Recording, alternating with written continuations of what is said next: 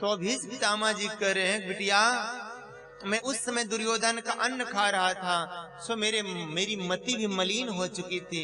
लेकिन बिटिया एक बात बताऊं, आज मैं कई दिनों से इन बाणों की सैया पे पड़ा हूँ, मेरा सारा रक्त बह रहा है, मेरा रुधिर बह रहा है। जितना मैंने दुर्योधन का नमक खाया था ना, वो सारा नमक निकल गया। अब मेरा मन निर्मल हो गया, अब मेरा मन निर्मल हो गया। और भगवान कहते हैं मैं सबको नहीं मिलता, मैं उसी को मिलता हूं। कैसे? कि निर्मल मन जन सो मोहि पावा, अमोहि कपट छल छिद्र ना भावा। बिटिया अगर मेरा मन निर्मल ना होता तो बिहारी जी दर्शन देने के लिए कभी ना आते। अब मेरा मन निर्मल हो चुका। और बिटिया पता है, तेरे साथ तो कन्हैया थे, तेरा कौन बाल बाका कर सकता था? मुझे तो उसी दिन पता चल गया था। बोले कब?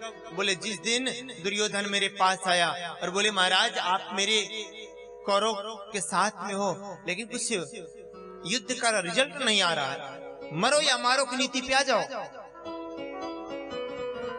तो भीष्म पितामह ने कह दिया कि पांडु सुत सेना को चबेना सो भुनाए दे। तो दुर्योधन क्या बात करता है कि पांडु सुत सेना को चबेना सो भुनाए दे। तो भीष्म अकेलो भीख मांगवावे। तो सकल असुरासुर जो करते सहाय भी। तो बड़न लपेट सर जरन जराव। तो बच तो न को मुद मच तो सुयोधन को, तीनों लोक ताही तो महान यश गाव। तो तृण सेन सूल सेन जाने जाते पांडु सुत, टेढ़ी टांग वाला जो आड़े नहीं आवे। तो ये पीत पटवारो जो आड़े नहीं आओ।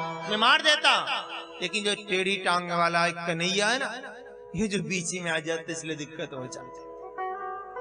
लेकिन मैं संकल्प लेता हूं, कल या तो पांडव रहेंगे या मैं रहूंगा। कृष्ण को अपनी प्रतिज्ञा तोड़नी पड़ेगी या पांडव मारे जाएंगे। अब भैया इतनी समाचार जब संध्या काल में कन्हैया को पता चला कि आज तो गंगा पुत्र भीष्म पितामह ने संकल्प ले ली है, गए द्रौपदी के पास। बोले बहन अब तो तू विधवा हो जाएगी। बोले प्रभु आपके रहते मैं विधवा? ऐसा कभी संभव नहीं है कि हमें चिंता नहीं उसकी, उसे चिंता हमारी है। हमारे प्राणों का रक्षक वो सुदर्शन चक्रधार। प्रभु जब आप हैं तो काहे की चिंता है? भगवान ने सोचा ये तुम मेरे पर ही डिपेंड है, मुझे कुछ करना पड़ेगा। सो भगवान ने रातों रात युक्ति निकाली। संध्या का समय था, एक प्रहर रात्रि बीत चुकी थी, करीब 9 बज रहे थे रात्रि। अब भगवान द्रौपदी को लेकर के भीष्म पितामह के शिविर की तरफ प्रस्थान किए। रास्ते में जो चरण पादुका जो चप्पल है चट चट की आवाज कर रही है कड़ाऊ। सो भगवान ने कहा द्रौपदी लोग जाग जाएंगे तो पता चल जाएगा। द्रौपदी के चप्पल को अपने हाथों में ले लिया, भगवान नंगे पांव गए और जैसे भीष्म पितामह के शिविर के पास गए तो भगवान ने काला कंबल ओढ़ रखा था। तो द्वारपालों ने रोक दिया, कहां जाता है?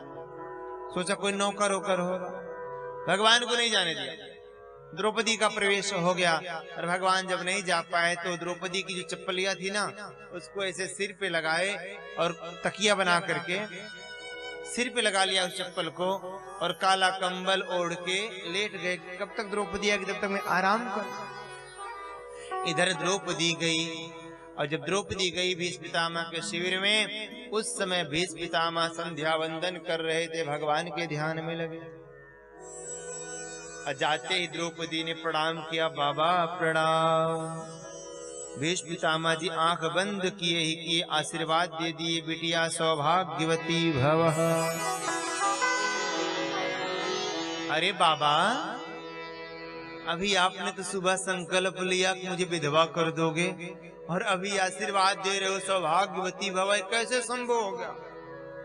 जैसे ये शब्द कानों में गए सो महाराज भीष्म पितामह के सारी भक्ति का नशा उतर गया कि सुनते ही वचन द्रौपदी के हाथों से माला छूट गई, प्रभु चरणों में लगी हुई अटूट समाधि टूट गई। माला वाला गिर गया, हक्का बक्का रह गए कि रे मैं तो सोच रहा था दुर्योधन की पत्नी होगी, इतनी रात के द्रौपदी कहां से आ गई? बिटिया तू इतनी रात बीते यहाँ कैसे, कौन है तेरे साथ? भैया जब द्रौपदी को साथ लेकर के भीष्म पितामह बाहर निकले तो क्या देख रहे हैं कि बांके बिहारी मेरे कन्हैया द्रौपदी के चप्पल को सिर पे लगा करके सो रहे हैं। इतना देखते ही भीष्म पितामह आशीर्वाद देते हुए बोले, बेटी जिसके चप्पल को भगवान अपने सिर पर धारण करते हो, संसार में ऐसा कौन जन्मा है जो उसके सुहाग को उजाड़ दे? ऐसा कौन जन्मा है?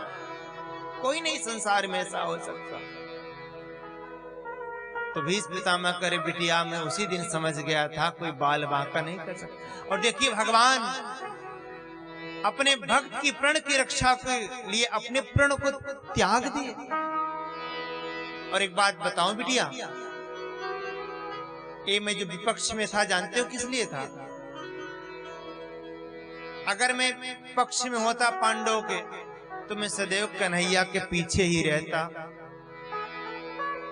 भगवान का दर्शन नहीं हो पाता। अब मैं विपक्ष में इसलिए था कि जब मैं युद्ध भूमि में रणभूमि में खड़ा होऊंगा तो सामने मेरा कन्हैया होगा और हम उसका दीदार करेंगे, भगवान का दर्शन करेंगे। और कन्हैया ने एक दिन की बात है कि जिस दिन प्रथम दिन सारथी बन करके कन्हैया ने अर्जुन को रथ पे बिठा करके उस रणभूमि में आया, जैसे रथ को खड़ा किया और एक दृष्टि से सबको देखा, तो बताओ द्रौपदी बिटिया उसी दिन सभी कौरव मर चुके थे, क्योंकि अपनी मोहनी निगाह से इसने सबको घायल कर दिया था, सब दीवाने हो गए थे। बोलो राधे राधे। आवाज नहीं आई, जरा और जोर से। इन सांवली सूरत पर सारा संसार दीवाना हो गया था।